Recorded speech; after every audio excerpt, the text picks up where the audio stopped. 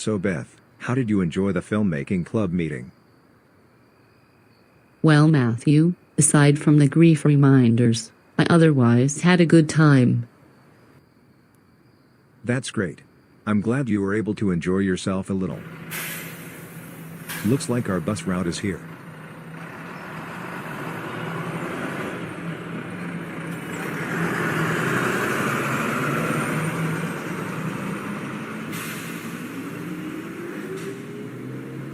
So, tell me, what was it at the meeting that reminded you of Jenna?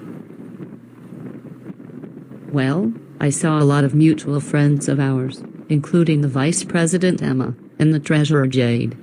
And plus, she's into filmmaking like me, which inspired me to get back into it to begin with. That's totally understandable. And your roommates introduced you to Jenna, right? Yeah. Athena and Ophelia did.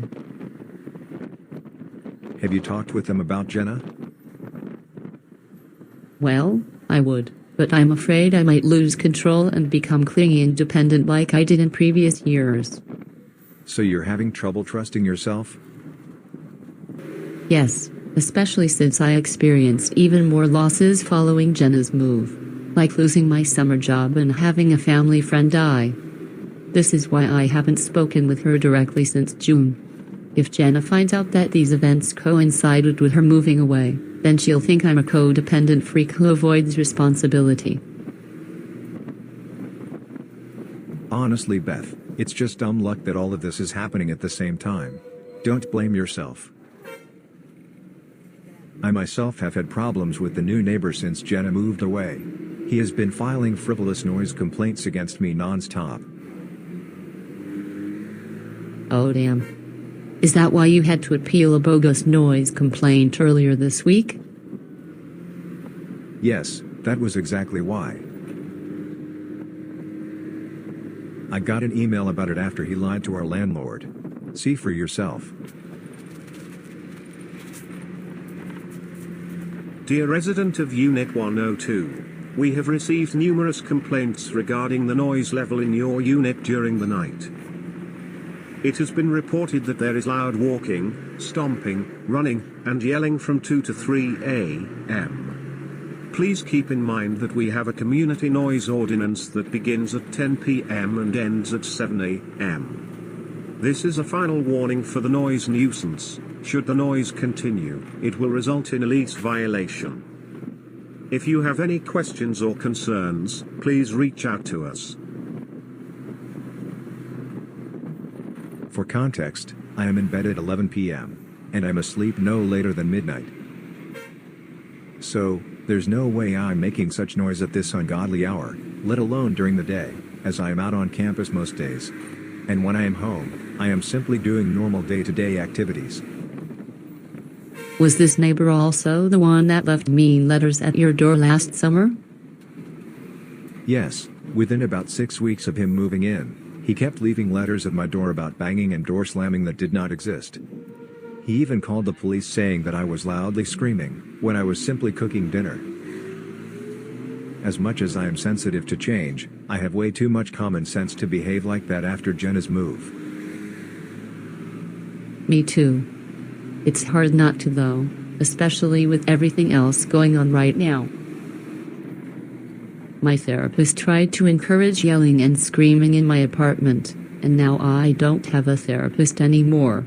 I'm stuck on the wait list again. Oh my. Tell me about it. Was that the same therapist that misconstrued your relationship with Jenna? Yes, that was him. He accused me of purposefully bottling up my emotions, and said shit like my recent emotional outbursts were a normal response. I kept repeatedly having to tell him that I needed help communicating openly in a calm manner. But he told me that my relationship with Jenna was toxic, and even kept pushing me to go on medical leave from school when my grandma has dementia. That's just fucking ridiculous, Beth. Why didn't he just give you role-play exercise? I don't know, Matthew.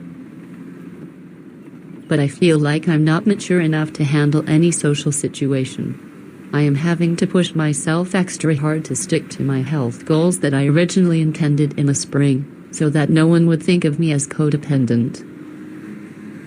Please, don't push yourself like this. You are showing clear signs of depersonalization and derealization, based on what Kerrigan and I have observed. Then what should I do?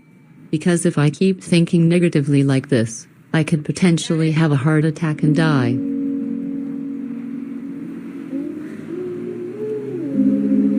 Beth, you are not dying. You are a victim of extreme mental pain. Your progress was severely disrupted. I know, and I feel so much inexplicable anger and sadness that, at this point, I am just detached and disconnected. And that's okay. It's your body's way of surviving this extreme stress you are currently under. I think that you should reach out to Jenna, especially if you haven't spoken to her directly in 4-ish months. You will thank yourself later. Okay, I am fully aware that's the best choice. The thing is, I just can't find the right words. I know I have to be honest, but at the same time I also have to stay calm. How about we do some roleplay exercise now? Okay. I'm going to pull up my notes app now. Okay. So, repeat after me. Hey Jenna, how are you doing? Hey Jenna, how are you doing? Perfect. That's a good open-ended question to start with. I think that adding something like, I miss you, would be useful too. But then I'll sound desperate. No, you absolutely will not. Now, repeat after me. Hey Jenna, how are you doing? I miss you. Hey Jenna, how are you doing? I miss you. That's perfect. Alright, looks like our stop is here. Now for the fun part, walking back.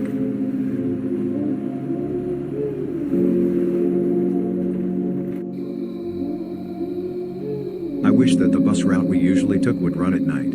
That way I didn't have to walk so long to my apartment. Me too. Especially since my nervous system is still low-key jacked up after that breakdown in the bathroom. Yeah. Speaking of which, I want to say that you did great at the meeting. You also did great with the roleplay exercise we did on the bus, so I can tell you. You are definitely redeeming yourself. Thank you. I feel ready to reach out to Jenna. I'll send her a text sometime tomorrow. How about you text Jenna tonight, so that you can get some good sleep? You know you need to do it. Okay. I'll go inside and send the text now. That is the spirit. Have a good night. You have a good night too.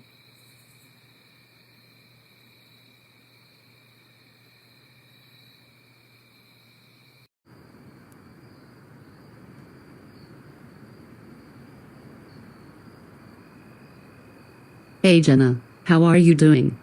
I just got back from a meeting with the filmmaking club,